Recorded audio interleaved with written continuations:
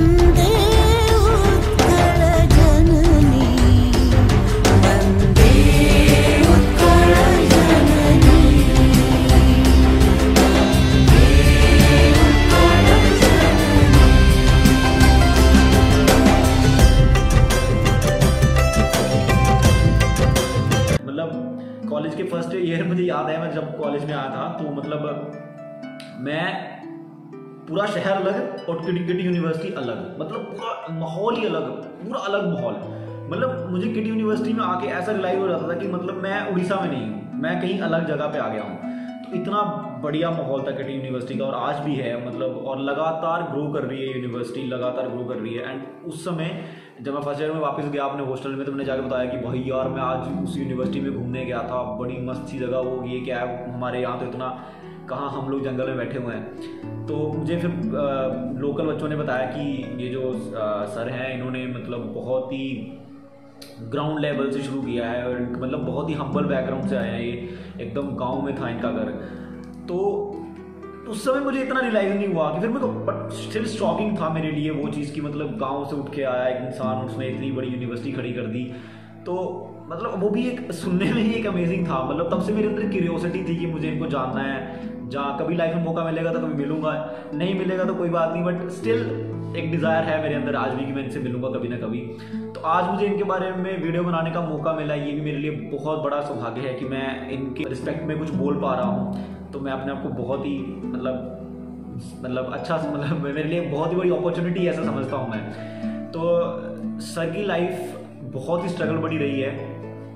मैं इनकी क्वालिटीज़ के बारे में बाद में बात करूँगा, पहले मैं स्ट्रगल के बारे में बात करता हूँ। जब ये 4 साल के थे तब इनके पिताजी स्वर्गवास हो गए और एक ट्रेन एक्सीडेंट में, और उस समय घर में मतलब उस समय लोग जमशेदपुर में थे और वहाँ पे टोटल फैमिली में 8 लोग थे।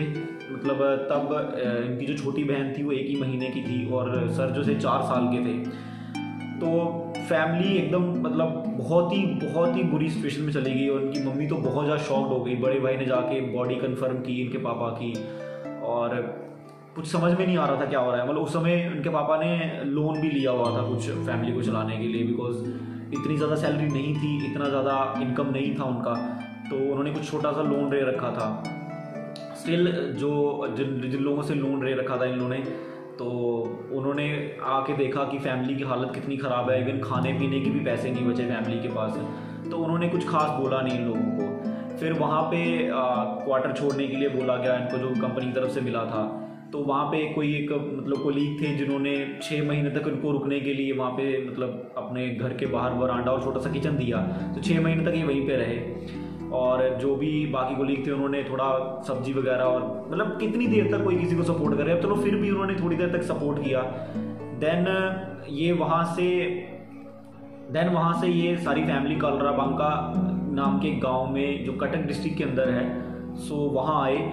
और वहाँ आने के बाद मतलब वहाँ आने के बाद जो लाइफ थी वो और डिफिकल्ट हो गई। मतलब वहाँ इनका एक मतलब ये हम उस समय के उड़ीसा की बात कर रहे हैं। मतलब सर का जन्म हुआ है 20 जनवरी 1965 के टाइम पे, और उस मतलब 4 साल बाद, तो 4 साल बाद मतलब 1969, तो 1970 में मान लो ये कालराबांका अपने गांव में आ गए।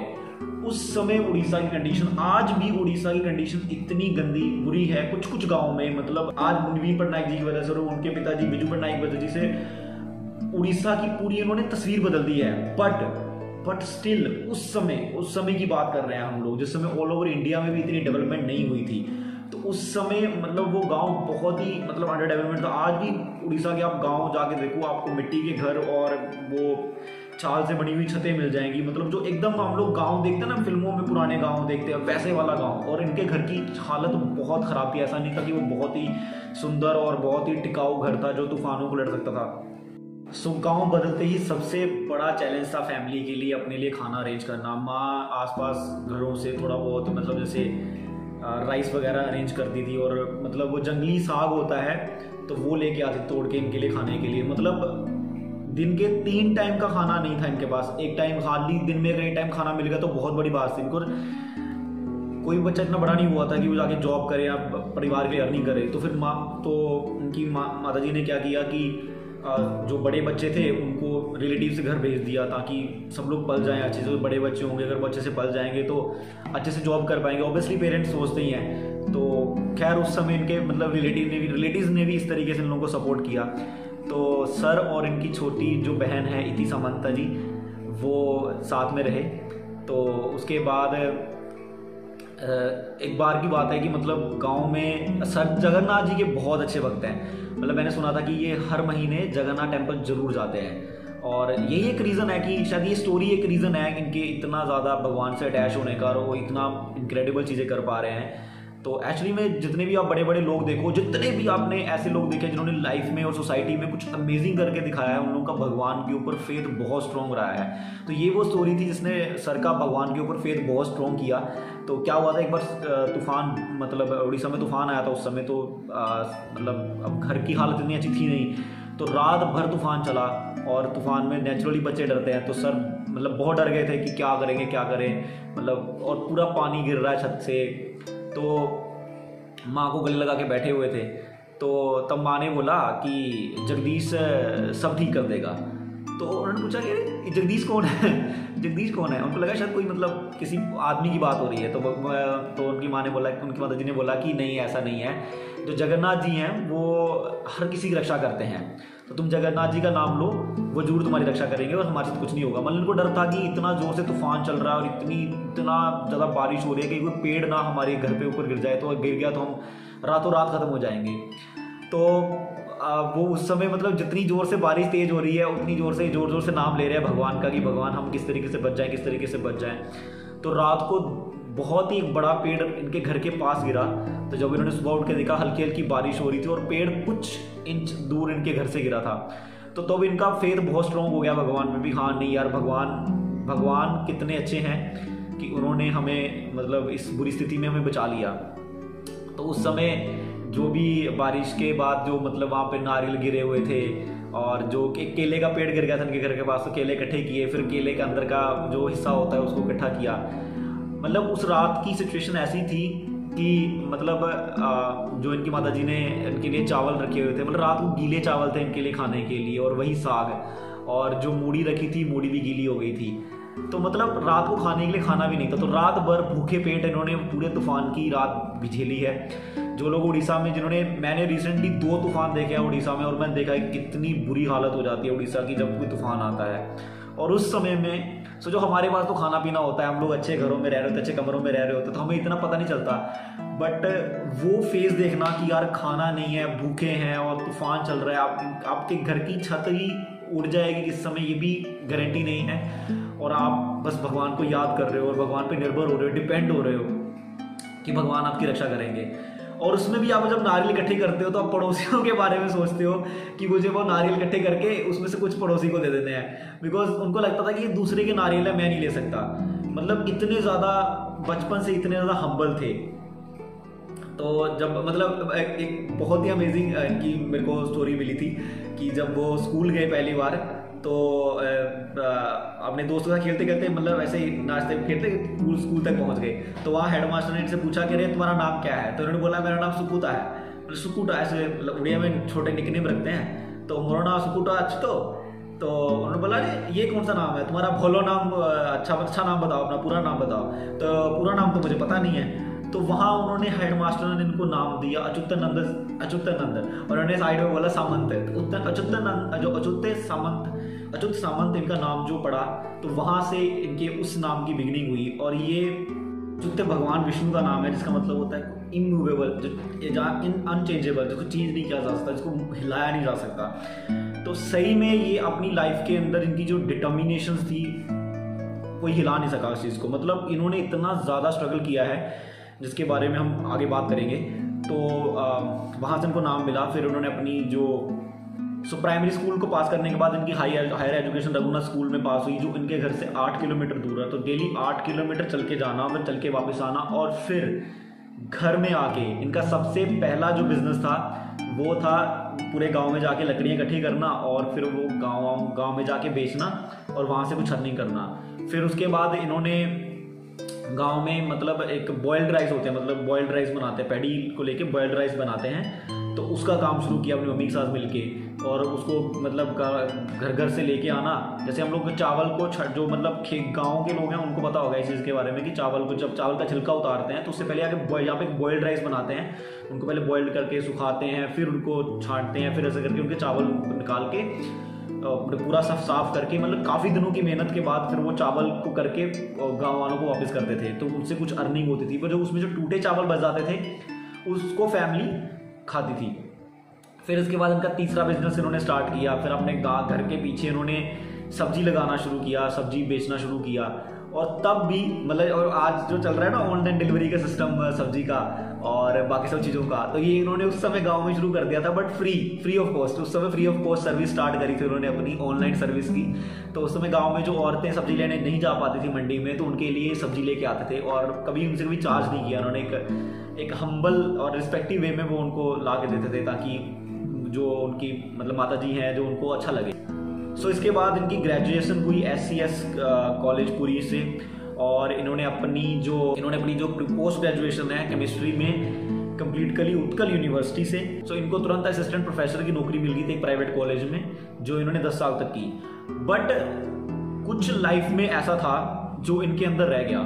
जैसे एक बार की बात है, जब उनके मतलब जो उनका जो गांव है वहाँ पे दुर्गा पूजा और जो काली पूजा जो होती थी वो बहुत फेमस थी। मतलब एक हमारे उड़ीसा में एक टाइम पीरियड आता है जिसमें लगातार फेस्टिवल्स होते हैं, दुर्गा पूजा, ये पूजा, सारी मतलब कंटिन्यूस फेस्टिवल्स आते हैं। तो उस समय मतलब फैमिली की हालत इतनी अच्छी नहीं, उस समय मतलब बहुत ही बेकार हालत थी फैमिली की। और मतलब ऐसे सब लोग फेस्टिवल में आते थे और सब लोग मज़े करते थे, छोटे थे दोनों भाई बहन। तो जब देखते थे कि मेले में सब लोग हंस रहे हैं, खेल रहे हैं, मज़े कर रहे हैं, तो उनको देख के भी खुश हो जाते थे। बट एक्चुअली में कंडीशन क्या थी कि इनके पास नए कपड़े नहीं थे मेले में पहनने के लिए, या मेले में कुछ चीज़ें खरीदने के लिए भी इनके पास पैसा नहीं था। उस मेले के टाइम पे उनकी मम्मी जी लोगों के घर घर जाके काम करती थी और फिर वापस आती ताकि परिवार का खाना पीना चल सके। बिकॉज उस समय परिवार का खाना पीना ही अरेंज करना सबसे बड़ा चैलेंज था फैमिली के लिए। और एट द सेम टाइम वो पढ़ाई भी कर रहे हैं फिर और काम भी कर रहे हैं, थोड़ा बहुत जो पैसे अरेंज करना। मतलब मैं अभी भी बात कर रहा हूँ, आप अभी समझो हम अभी भी 90s के पीछे हैं और अभी भी 90s के पीछे की बात कर रहे हैं। और उस समय उड़ीसा की हालत, जो उड़ीसा के लोग हैं ना वो बहुत से समझते हैं कि उस समय उड़ीसा की हालत कैसी थी। मैं आज भी उड़ीसा के कुछ गांव में जाता हूँ, मैं देखता हूँ कि गांव में लोग कितने ज़्यादा हम्बल कंडीशन में रह रहे हैं। मतलब अमेजिंग है। मतलब आप प्लीज़ यहाँ पे गांव में जाओ, अगर आपको कभी मौका मिले तो आपको संस्कृति मिलेगी, और वो संस्कृति आप सर की जो पर्सनैलिटी है उसमें देख सकते हो। तो जगन्नाथ जी का विश्वास इनको वहाँ से आया, जब वो अपने तूफान से बचे। और यहाँ से जब वो इतने लोगों को देखते थे मेले में खेलते हुए और ये सब करते हुए, तो वहाँ से इनको एक एहसास हुआ कि कितना बुरा लगता है जब आदमी गरीब होता है और अपनी नॉर्मल फैसिलिटीज़ भी उसको नहीं मिल पाती है, कितना बुरा लगता है। तो ये एक वो इनके अंदर मतलब एक डिज़ायर रह गया कि यार जब मैं बड़ा हो जाऊँगा और जब मेरे पास पैसा आएगा तो मैं लोगों को ऐसा फील नहीं होने दूंगा। आज जो मैं फील कर रहा हूँ ना, मैं ये लोगों को फील नहीं होने दूंगा। और शायद ये बहुत बड़ा डिज़ायर था जिसकी बुनियाद पे आज किट बना। जिसकी बुनियाद पे किट बना। और इनकी मम्मी जी इनको एक बहुत ही अमेजिंग बात इनकी मम्मी जी ने बोली, जो इन्होंने अपनी किताब में भी लिखी है, कि जो इंसान लोगों का सम्मान नहीं ले सकता ना, जिस इंसान के जीवन का सम्मान नहीं है लोगों की आंखों के सामने, वो इंसान मरा हुआ है। मतलब हमें ऐसा जीवन बिताना चाहिए जिसमें लोग हमारा सम्मान करें, जिसमें लोग हमारे जीवन का सम्मान करें कि इस व्यक्ति ने अपने जीवन में दुनिया के लिए इतना अच्छा किया है। और जो व्यक्ति ये चीज़ नहीं कर पाता ना, वो मतलब मरे समान है। तो ये बात उनके अंदर बहुत, इनकी जो मतलब वो एक जो इन्होंने अपनी लाइफ के अंदर वो बुरा पीरियड देखा, तो इस बात ने इनको और दृढ़ किया। और सबसे बड़ी बात है, सर कभी भी अपना पास्ट नहीं भूलते, और जब भी अपनी मतलब स्पीचेस देते हैं हमेशा बोलते हैं कि मैं अपना पास्ट हमेशा याद रखता हूँ। मुझे अभी भी याद है इनकी एक स्टोरी, मतलब मेरे को बहुत सारे लोगों से मिलने का मौका मिला किट के आसपास, जब मैं यहाँ पे रहने आया, तो मुझे बताते थे कि जब किट की शुरुआत हुई तो 5,000 रुपये से सर ने किट की शुरुआत की थी ITI की। फिर सर हर जगह पे साइकिल से जाते थे, क्योंकि ऐसा तो कुछ है, अब तो उस समय उड़ीसा की हालत बहुत गंदी थी। और ये जो आप जगह देख रहे हो ना, जंगल था ही जंगल। मतलब मैं जब 2012 में आया हूँ यहाँ पे, 12-13 में भी आगे ये किम्स से आगे कोई जाता नहीं था, आगे जंगल था पूरा। तो मतलब डरते थे लोग, मतलब 8-9-10 बजे के बाद आगे जाने से लोग डरते थे इतना ज़्यादा। जहाँ आप भी हम जो फैसिलिटीज़ देख रहे हैं, ऐसी फैसिलिटीज़ नहीं थी उस समय, बट स्टिल उस समय एक ऐसा विजन लेके जाना और ऐसे लेवल पे आज चीज़ों को पहुँचाना बहुत बड़ी बात है।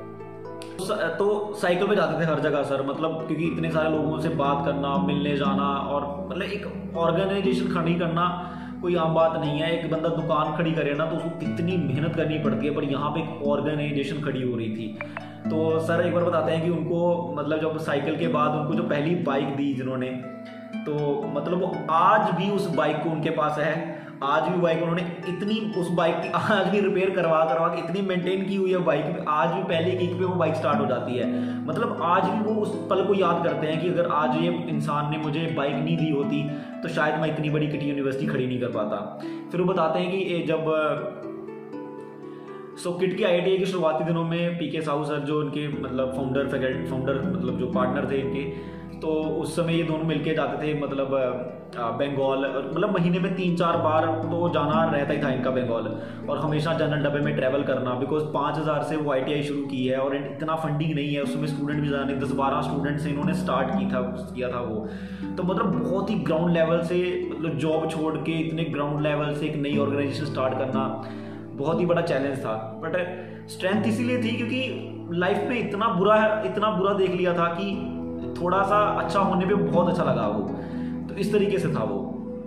तो बताते हैं कि जब PK साहब के साथ वो एक बार कोलकाता गए, तो वहाँ पे उनके कोई मित्र थे, तो सोचा कि चलो सुबह तक वहाँ पहुँचेंगे, तो सबसे पहले सुबह जाके वहीं पे हम नहा धो लेंगे, फ्रेश वहीं पे बोलेंगे।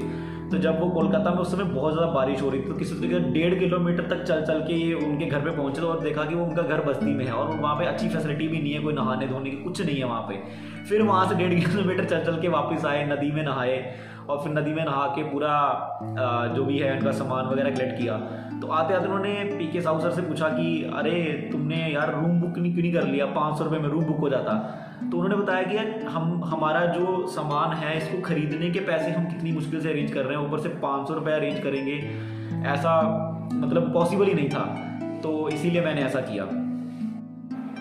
और ये सारा मतलब इन्होंने लाइफ में इतना स्ट्रगल देखा अपनी लाइफ में, मतलब देखा खाने को लोग कितना तरसते हैं, एजुकेशन कितनी ज़्यादा ज़रूरी है। मतलब आप समझ रहे हो, जिसने लाइफ का वो रियल स्ट्रगल देखा होता है ना, एक चीज़ समझ के देखो यार, जिसकी टांग टूटती है ना, टांग टूटने का एहसास भी उसी को पता होता है कि कितना बुरा होता है। अगर किसी की टांग नहीं टूटी ना, और मैं उसको बस बता रहा हूँ कि भाई टांग टूट गई, बहुत दर्द हो गया, वो कभी उस दर्द को महसूस नहीं कर सकता। तो जिस इंसान ने वो दर्द महसूस किया हो ना, वही समझ सकता है कि उस दर्द को जो सह रहे हैं उनको कैसा लग रहा होगा।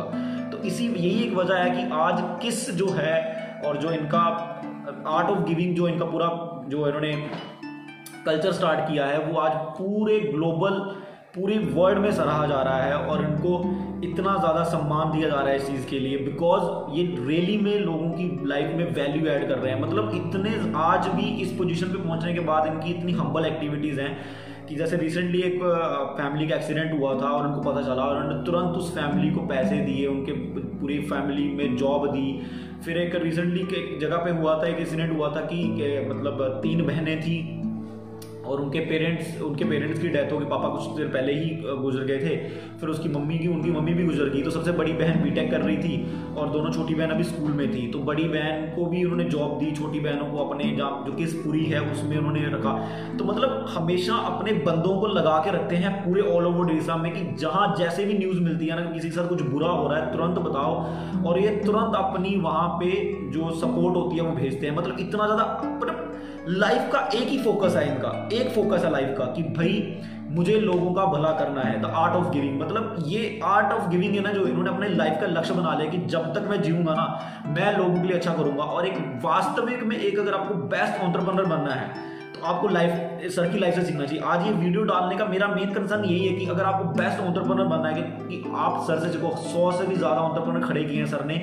और एंटरप्रेन्योर बनने की सबसे फर्स्ट क्वालिटी होती है कि जो लाइफ का आपका स्ट्रगल था ना, जिस स्ट्रगल से आप निकले हो उस स्ट्रगल को लोगों के लिए खत्म कर दो तो आप इस दुनिया में जो चाहोगे वो पा सकते हो। सबसे बड़ी बात है कि आपको हम्बल रहना है और भगवान पे भरोसा रखना है।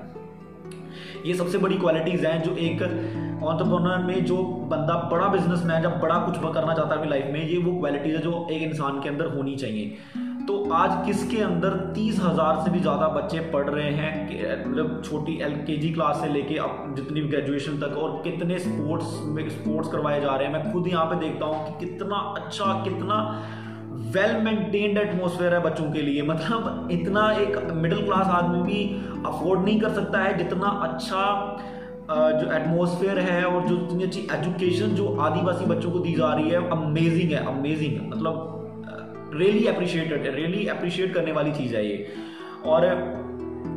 और सबसे बड़ी बात कि कोविड के टाइम पे लगातार, जब से कोविड चल रहा है, किस जो ऑर्गेनाइजेशन है पूरी लगातार लोगों को खाना बांट रही है। आज भी लोगों को खाना दिया जा रहा है किस कैंपस की तरफ से।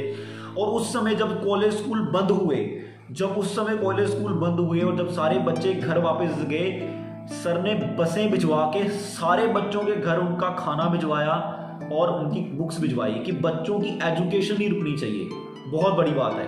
मतलब आज के टाइम पे आप देखो कि कितनी ज़्यादा एजुकेशन मतलब पीछे चली गई है, बट स्टिल जितनी मर्जी प्रॉब्लम्स आई, बट किट ऑर्गेनाइजेशन ने अपने जो चैलेंजेस है उसको हमेशा फेस किया और इतने अच्छे ढंग से फेस किया कि शायद कोई उनको कंपेयर नहीं कर सकता। पर क्यों करके ऐसा? क्योंकि इसके पीछे ह्यूमिलिटी है, इसके पीछे इसके पीछे एक स्ट्रगल का एक्सपीरियंस है जो उन्होंने पर्सनली रियलाइज किया है अपनी लाइफ में, और वो नहीं चाहते कोई और इस चीज़ को फील करे, जिसके लिए वो लगातार जितना वो कर सकते हैं, जितनी उनकी कैपेसिटी है वो पूरा करते हैं। मैंने एक बुक में पढ़ा था, the science of getting rich book में, कि दुनिया का सबसे हम्बल काम है कि आप अमीर हो जाओ और फिर आप लोगों की मदद करो, और सर वही कर रहे हैं। मतलब उन्होंने अपने आप को पहले इतना स्ट्रगल, मतलब आप सोचो यार, साइकिल पे, और सर बताते हैं कि जो बाइक थी ना वो एक दिन में 300 किलोमीटर बाइक चलाते हैं। और मुझे पता है एक बार मार्केटिंग करने के लिए मैं पूरा दिन बाइक चलाता था, और पूरा दिन सुबह से लेकर 10 बजे से लेकर 5 बजे तक मैं बाइक चलाता था। और जब मैं बाइक से उतरता था ना तो मेरे पैर कांपते थे। अब सोचो 300 किलोमीटर जब आदमी एक दिन में बाइक चलाएगा और उसके बाद नीचे उतरेगा तो उसकी क्या हालत होगी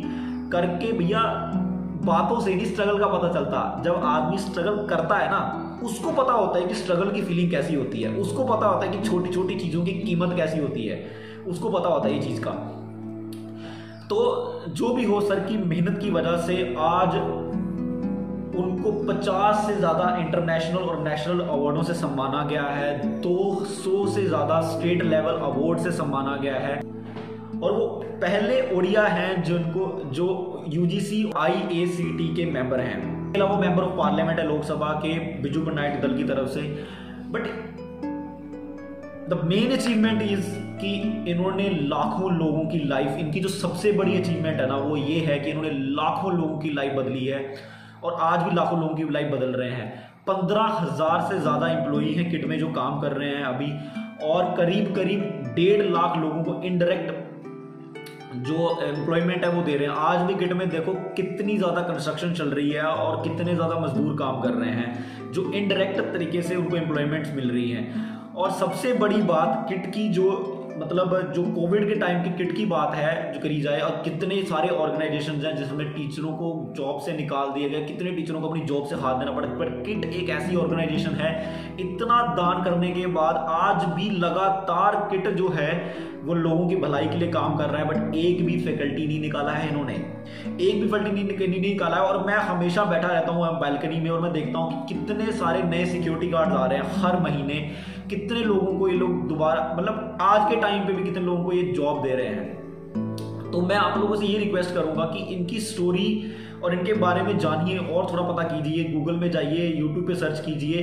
मैं इनके बारे में ज़्यादा तो नहीं बोल पाया, थोड़ा सा बोल पाया। मुझे पता है कि इनके सम्मान में जो भी मैंने बोला है वो बहुत ही कम है, बहुत ही लिमिटेड, मतलब ऐसे समंदर में एक बूंद पानी निकाल लेना, तो वैसा है इनके बारे में बोलना। क्योंकि मैं इनका स्ट्रगल, मतलब मैं लिटरली बता रहा हूँ कि जब मैं इनका स्ट्रगल पढ़ रहा था रेली में, मेरी आंखों में आंसू आ गए थे कि इनक्रेडिबल है कि एक इंसान अपनी लाइफ में इतना स्ट्रगल झेल के 18 20 घंटे काम करके सिर्फ इस चीज़ के लिए काम कर रहा है कि उसको लोगों के लिए कुछ अच्छा करना है। और दैट्स वाई ये मेरी इंस्पिरेशन है, दैट्स वाई मेरी ये आइडल है। और मैं हमेशा भगवान से ये प्रे करूँगा कि बस मतलब ये लगे रहे और अमेजिंग कर दे कुछ दुनिया में, बिकॉज ये कर रहे हैं। और कितने पूरे ऑल ओवर इंडिया में, ऑल ओवर वर्ल्ड में इनकी लगातार कोशिश जारी है कि लोगों को एनकरेज करें ताकि लोग ज़्यादा से ज़्यादा एक दूसरे की लाइफ के लिए कुछ करें और उनकी लाइफ के लिए भलाई में कुछ, मतलब उनकी लाइफ में कुछ वैल्यू ऐड करें। तो thank you so much for joining us. I hope आपको ये वीडियो अच्छी लगी होगी, और अच्छी लगी होगी तो प्लीज़ अपने दोस्तों से शेयर कीजिए, अपने दोस्तों को बताइए और इनके बारे में और जानने की कोशिश कीजिए और इनकी लाइफ से लेसन लीजिए कैसे आप एक अच्छे इंसान और एक बेस्ट एंटरप्रेन्योर बन सकते हैं। Thank you so much.